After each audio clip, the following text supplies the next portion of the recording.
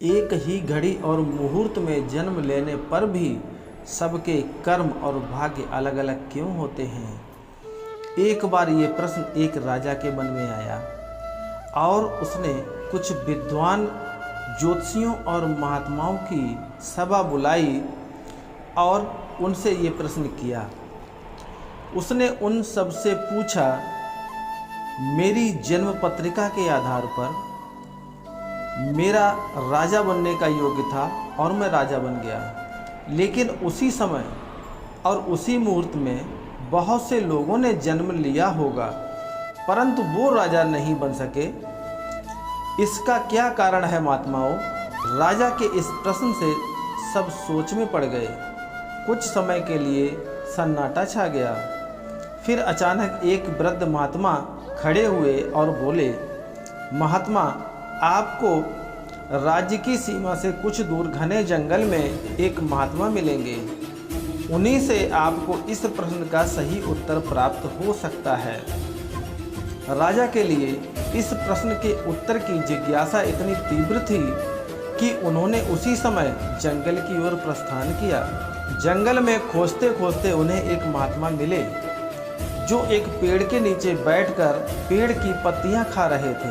राजा ने उस महात्मा के पास जाकर वही प्रश्न किया, किंतु महात्मा क्रोधित होकर बोले, दिखता नहीं मूर्ख, मैं पत्तियां खाने में व्यस्त हूँ। समय नहीं है मेरे पास तेरे प्रश्न के उत्तर के लिए। जा, इस पहाड़ी के बीच एक और महात्मा मिलेंगे, उन्हीं से पूछना इस प्रश्न का उत्तर। राजा की जिज्ञासा और बढ़ गई और वो पहाड़ी मार्ग को पार करता हुआ बड़ी कठिनाई के साथ परंतु बहुत उत्सुकता लिए उस दूसरे महात्मा के पास पहुंचा।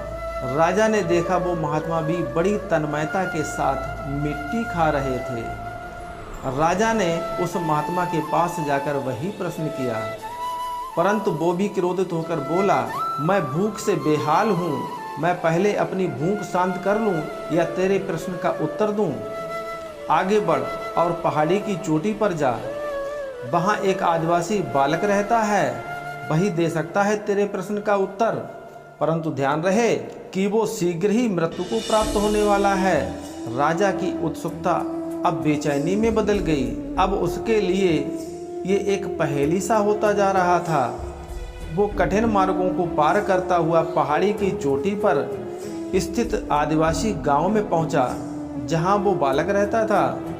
राजा ने करबद्ध होकर उस बालक के सामने अपना प्रश्न रखा तो पहले तो वो बालक हंसने लगा, फिर उसने राजा से कहा, मेरे पास भी समय नहीं है, मेरी मृत्यु होने वाली है, परंतु सुनो राजन, अपने प्रश्न का उत्तर। मैं, तुम और वो दोनों महात्मा जो तुम्हें पहाड़ी मार्ग पर मिले थे, हम चारों कई जन्म पहले भाई भाई थे। हम राजकुमार थे। एक बार हम चारों राजकुमार भाई शिकार खेलते खेलते जंगल में बहुत दूर निकल गए थे और मार्ग भटक गए थे। हम भूख प्यास से बेहाल थे और अचानक हमें आटे की एक पोटली मिली। उस आटे से हमने 4 रोटियां बनाई और आपस में बांट ली। हम अपने अपने हिस्से की रोटी खाने ही बैठे थे कि एक भूख प्यास से तड़पता हुआ महात्मा हमारे पास आ गया। पत्तियां खाने वाले भाई से उसने कहा, बेटा, मैं कई दिनों से भूखा हूँ, अपनी रोटी में से कुछ हिस्सा मुझे भी दे दो ताकि मैं जीवित रह सकूं। ये सुनते ही भाई क्रोधित हो गया और बोला, तुम्हें रोटी का एक हिस्सा दे दूंगा तो मैं क्या खाऊंगा, नीचे गिरी हुई पत्तियां, चल भाग यहाँ से। अब वो महात्मा उस भाई के पास पहुंचा जो इस जन्म में मिट्टी खा रहा था। उन्होंने उस भाई से भी याचना की अपनी रोटी का कुछ हिस्सा उन्हें दे दें और वो बहुत क्रोधित हो गया और चिल्लाकर बोला, बड़ी ही कठिनाई से मिली है ये रोटी मुझे, तुझे दे दूंगा तो मैं क्या खाऊंगा, जंगल की ये मिट्टी। उसने भी उस महात्मा को वहाँ से भगा दिया। भूख से बेहाल वो महात्मा अब मेरे पास आए, तब मैंने भी अधीरता से उत्तर दिया, मैं नहीं दे सकता अपनी रोटी का ये हिस्सा, अगर मैं तुझे दे दूंगा तो मैं भूखा मर जाऊंगा। जाओ आगे बढ़ो।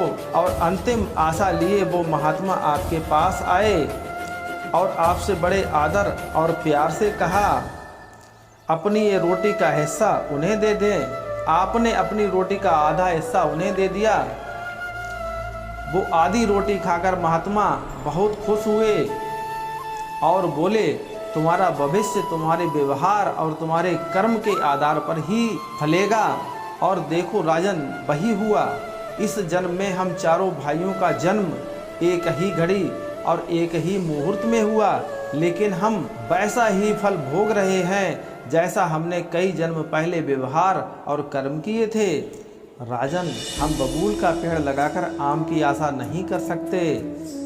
इंसान किसी भी घड़ी किसी भी मुहूर्त में जन्म ले, परंतु उसके कर्म और व्यवहार उसके साथ साथ सदैव चलते हैं। कर्म कभी पीछा नहीं छोड़ते।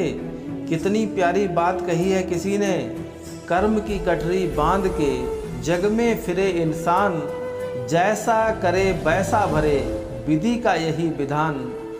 कर्म करे किस्मत बने, जीवन का ये मर्म, प्राणी तेरे भाग्य में तेरा अपना कर्म। फिर मिलेंगे दोस्तों अगले वीडियो में। तब तक आप अपना ख्याल रखें और मुस्कुराते रहें।